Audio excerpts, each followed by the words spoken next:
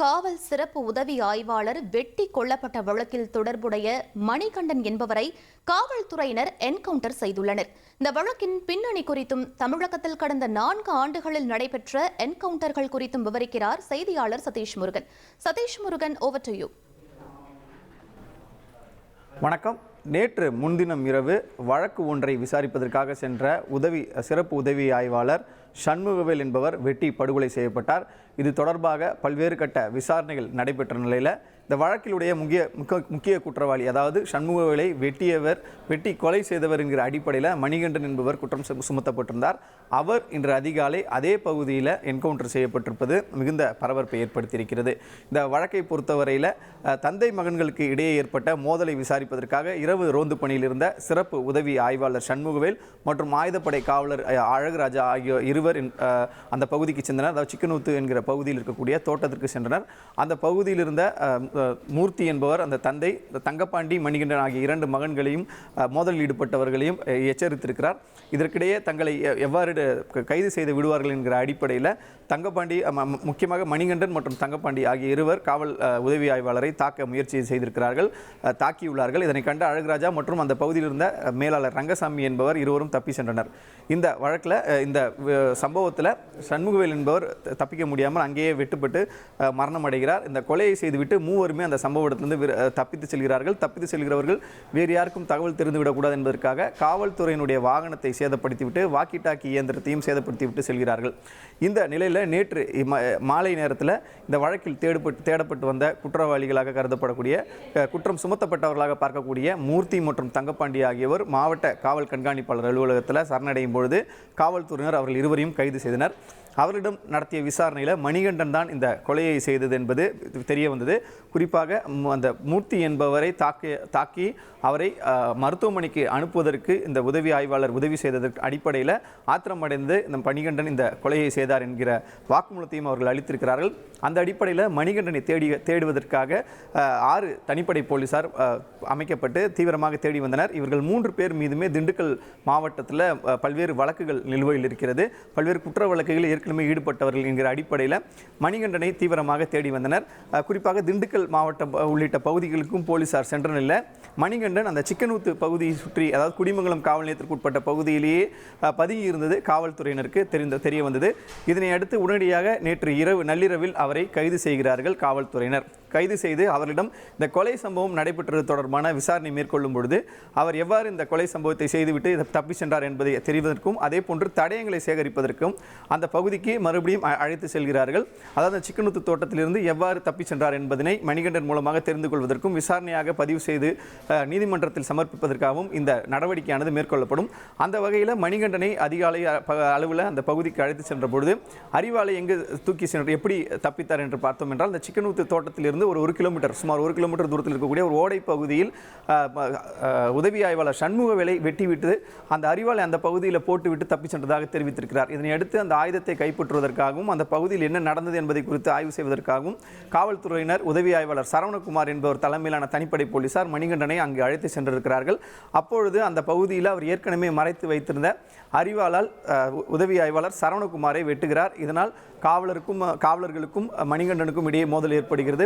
அவரை தன்னுடைய ஆயுதத்தை கீழே போடுமாறு போலீசார் தெரிவித்த பொழுது அவர் தொடர்ந்து காவலர்களை தாக்குவதில் முயற்சி செய்ததால் 2 முறை அவரை நோக்கி சுற்றிருக்கிறார்கள்.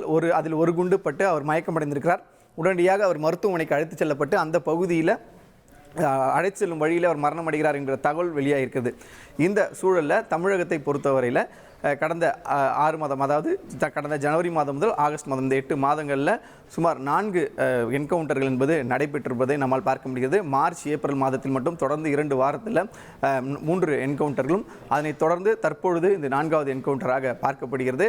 சென்னையில் செயின் பறிப்பில் ஈடுபட்ட ஜாஃபர் என்பவர் மார்ச் மாதம் சுட்டுக் கொல்லப்பட்டார் காவல்துறையினர். அதே போல மதுரையில் சுபாஷ் சந்திரபோஸ் என்பவர் கொலை வழக்கில் கைது செய்யப்படும் பொழுது காவலர்களை தாக்கியதாக கொல்லப்பட்டிருக்கிறார். அதனைத் தொடர்ந்து கடலூர் பகுதியில் செயின் ஸ்நாச்சிங் என்று சொல்லக்கூடிய செயின் பறிப்பில் சம்பவத்தில் ஈடுபட்ட விஜய் என்கிற மொட்டை விஜய் என்பவர் சுட்டுக் கொல்லப்பட்டார். இதனைத் தொடர்ந்து இந்த மார்ச் ஏப்ரல் மாதங்களை கடந்த 3 மாதங்கள் எந்த என்கவுண்டர் வழக்கும் பதிவு செய்யப்படாத சூழ்நிலையில் தற்பொழுது மீண்டும் ஒரு வழக்கானது இந்த என்கவுண்டர் வழக்காக பதிவு செய்யப்பட்டிருக்கிறது. இந்த என்கவுண்டர் வழக்குகளை பொறுத்தவரையில் தமிழகத்தில் கடந்த 6 மாதங்களில் 4 என்கவுண்டர்களாக பார்க்கப்பட்டாலும் கடந்த 2021ஆம் ஆண்டிலிருந்து இதுவரை 19 என்கவுண்டர்கள் நடைபெற்றிருப்பதாகவும் தகவல்கள் பதிவாகியிருக்கிறது. இந்த சூழலில் இந்த என்கவுண்டர்கள் எவ்வாறு நடைபெற்றது என்பது குறித்து களத்திலிருந்து விவரிப்பதற்காக நமது செய்தியாளர் கார்த்திக் இருக்கிறார். கார்த்திக்கிடமே நாம் நேரடியாக தகவல்களை கேட்டு பெறலாம். Over to you Karthik. வணக்கம். நேற்றைய தினம் எஸ்எஸ்ஐ அதாவது சிறப்பு உதவி ஆய்வாளர் சண்முகவேல் வெட்டி கொலை செய்யப்பட்ட அந்த வீட்டிலிருந்து சுமார் 1 கிலோமீட்டர் தூரத்தில் தான் நம்ம இங்கே இருக்கோம். அதாவது சிக்கனூத்து என்கிற இந்த கிராமத்தில் தான் இந்த படுகொலை சம்பவமானது நடைபெற்றது. நம்ம இங்கே இருக்கிற பகுதி பார்த்தீங்கன்னா படுகொலை சம்பவம் நடைபெற்ற வீட்டிற்கு பின்புறம் சுமார் 1 கிலோமீட்டருக்கு பின் தூரத்தில் பார்த்தீங்கன்னா ஒரு சாலை முடிவடைகிறது. அந்த சாலை முடிவடைந்து சரியாக பார்த்தீங்கன்னா அங்கே ஒரு ஓடை மாதிரி ஒரு பகுதி வருகிறது. அந்த ஓடை பகுதிகளில் தான் பார்த்தீங்கன்னா அந்த மணிகண்டன் என்பவர் சண்முகவேலை கொலை செய்துவிட்டு அந்த ஆயுதங்களை இங்கே பதுக்கி வைத்திருப்பதாக காவல்துறையிடம் தகவல் கூறியிருக்கார். தகவல் கூறிய பின்பு இன்று காலை சுமார் ஒரு 6 மணிக்கு மேல அவரை இந்த பகுதிக்கு அழைத்து வந்திருக்கிறார்கள் காவல்துறை. அதாவது சரவணகுமார் தலைமையிலான தனிப்படை அழைத்து இந்த பகுதியில் விசாரணையை மேற்கொண்டிருக்காங்க. அப்படி விசாரணை மேற்கொண்டிருக்கும் போது அந்த அறிவாளை எடுத்த மணிகண்டன் உடனடியாக அங்க இருக்கக்கூடிய காவல்துறை மீது மீண்டும் தாக்குதல் நடத்தி இருப்பதாகவும் அந்த தாக்குதல் நடத்திய போது அவரிடம் பல முறை அந்த அறிவாளை கீழே போடு என்று சொல்லியும் அவர் அதை கேட்காத பட்சத்தில் அவர் மீது துப்பாக்கி சூடு நடத்த வேண்டிய ஒரு தாக்குதல் நடத்த வேண்டிய கட்டாயம் காவல்துறைக்கு வந்ததாகவும் சரவணகுமார் தன்னிடம் இருந்த பிஸ்டலை எடுத்து 2 முறை சுட்டிருக்கிறார். அதில் இருதயத்துக்கு மேல அதாவது தலைக்கும் மார்புக்கும் மேல் பகுதியில் அந்த புல்லட் ஒரு புல்லட் பட்டு சம்பவ இடத்திலே உயிரிழந்து விட்டார். உயிரிழந்த உடனே காவல்துறை உயரதிகாரிகள் தகவல் கொடுத்திருக்காங்க. இந்த பகுதியில் பாத்தீங்கன்னா 50 மீட்டர் சுற்றளவுல எந்த பொதுமக்களும் அந்த தடயங்களை அழித்து விடாமல் இருப்பதற்காக சுற்றிலும் கயிறுகள் கட்டப்பட்டு 30க்கும் மேற்பட்ட போலீசார் இந்த பகுதியில் பாதுகாப்பு பணியில் ஈடுபடக்கூடிய காட்சிகள் நம்மால பார்க்க முடிகிறது. தொடர்ந்து இந்த பகுதியில் இந்த என்கவுண்டர் நடந்த உடனே பாத்தீங்கன்னா இந்த என்கவுண்டர் நடந்த உடனே அந்த வழக்கிலிருந்து மற்றொரு வழக்காக புதிய எஃப்ஐஆர் பதிவு செய்து இந்த வழக்கை விசாரணை நடத்துவதற்கான காவல்துறை தொடங்கி இருக்காங்க. இந்த வழக்கை மேஜிஸ்ட்ரேட் தலைமையில் அதாவது நீதிபதி தலைமையில் தான் இந்த வழக்கு விசாரணையானது நடைபெறும். அவர்கள் இந்த பகுதியில் ஆய்வு செய்து அவர்கள் கொடுக்கக்கூடிய தகவலின் அடிப்படையில் இந்த வழக்கானது துரிதமாக வழக்கு விசாரணை செய்யப்படும். இந்த தனிப்படையில் ஈடுபட்ட காவலர்கள் எஸ்ஐ உள்ளிட்ட அனைவரையுமே விசாரிப்பார்கள். அவர்கள் சொல்லக்கூடிய தகவல்களும் சம்பவத்தில் நடைபெற்ற கைரேகை நிபுணர்கள் மேற்கொண்ட ஆய்வுகள் அனைத்தையும் ஒப்பீடு செய்து இந்த வழக்கு விசாரணை மேற்கொள்ளப்படும். இந்த சம்பவம் நடந்த உடனே பாத்தீங்கன்னா அவருடைய உடல் திருப்பூர் அரசு மருத்துவமனை கொண்டு செல்லப்பட்டு விட்டது. மேலும் இந்த வழக்கில் பயன்படுத்திய அதாவது எஸ்எஸ்ஐ சண்முகவேலை வெட்ட பயன்படுத்திய அறிவாலை காவல்துறையினர் எடுத்திருக்காங்க. தொடர்ந்து இந்த வழக்கை பல்வேறு கோணங்கள்ல விசாரிக்கும் ஒரு பட்சத்தில் காவல்துறை இந்த இடத்துல ஒரு பாதுகாப்பு கொடுக்கப்பட்டிருக்கு. அதே சமயம் உயர் அதிகாரிகளான மேற்கு மண்டல ஐஜி செந்தில்குமார் மற்றும் திருப்பூர் மாவட்ட எஸ்பி ஆகியோர் இன்னும் சற்று நிமிடங்கள் இந்த பகுதிக்கு இந்த என்கவுண்டர் நடந்த பகுதியை ஆய்வு செய்ய போறாங்க. அந்த சம்பவத்தில் தனிப்படையில் ஈடுபட்டிருக்கக்கூடிய ஒரு சரவணகுமார் எஸ்ஐ மருத்துவமனையில் சிகிச்சையில் இருக்காரு. அவரிடம் காலையிலேயே சந்தித்து சம்பவம் குறித்து கேட்டறிஞ்சிருக்காங்க. அவருடன் அந்த ஜீப் ஓட்டுநர் போன்ற அவரோடும் விசாரணை மேற்கொள்ளப்பட்டு இந்த வழக்கு அடுத்த கட்டத்துக்கு நகரும் என நம்ம எதிர்பார்க்கிறோம்.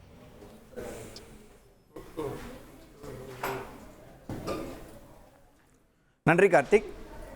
செய்தியாளர் கார்த்திக் கூறியது போல இந்த வழக்கில் ஏற்கனவே குடிமங்கலம் காவல் நிலையத்தில் கொலை வழக்கு அதாவது சண்முகவேல் சிறப்பு உதவி ஆய்வாளர் சண்முகவேல் வெட்டி படுகொலை செய்யப்பட்ட வழக்கு தனியாக பதிவு செய்யப்பட்ட நிலையில் இந்த என்கவுண்டர் வழக்கும் அதே குடிமங்கல காவல் நிலைய எல்லைக்குட்பட்ட பகுதியில் நடைபெற்றதனால் அது தொடர்பான வழக்கு தனியாக பதிவு செய்யப்படும். இந்த என்கவுண்டர்களை பொறுத்தவரையில் நேரடியாக இந்த வழக்கை காவல்துறையினர் விசாரிக்க முடியாது.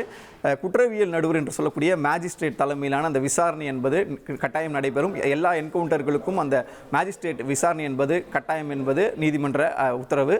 அந்த அடிப்படையில் அந்த பகுதியில் இருக்கக்கூடிய மாவட்ட குற்றவியல் நடுவர் முதற்கட்டமாக காவல் நிலையம், சம்பவம் நடந்த இடம், சம்பவத்தில் ஈடுபட்ட காவல் அதிகாரிகள் மற்றும் சம்பவ இடத்தில் இருந்த சாட்சிகள் என அனைத்து தரப்பினரிடமும் இந்த விசாரணையை நடத்துவார். அதே போல மரணமடைந்த அவர் தங்கப்பாண்டியினுடைய குடும்பத்தினரிடம் அவர்கள் தரப்பு ஏதாவது வாதம் இருந்தால் அதையும் கேட்டறிந்து ஒட்டுமொத்தமாக இருக்கக்கூடிய அனைத்து பகுதியிலும் இந்த விசாரணை என்பது நடைபெறும். இந்த மேஜிஸ்ட்ரேட் விசாரணைக்கு பிறகு அவர் தனியாக ஒரு அறிக்கையை தாக்கல் செய்வார். காவல்துறையினரிடமும் அவர் அந்த விசாரணையை நடத்துவதற்கான அனைத்து அதிகாரமும் வழங்கப்படும்.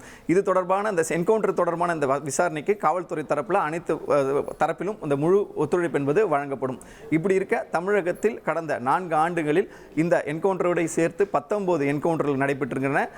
இந்த கடந்த 8 மாதங்களில் மட்டும் இது 4வது என்கவுண்டர் என்பது குறிப்பிடத்தக்கது. கார்த்திகா, ட்ரெண்டை ஃப்ரெண்ட் ஆக்கிக்கோங்க. தந்தி டிவியின் சப்ஸ்கிரைபர்ஸ் அண்ட் ஃபாலோவர்ஸ் குடும்பத்தில் நீங்களும் இணையுங்க.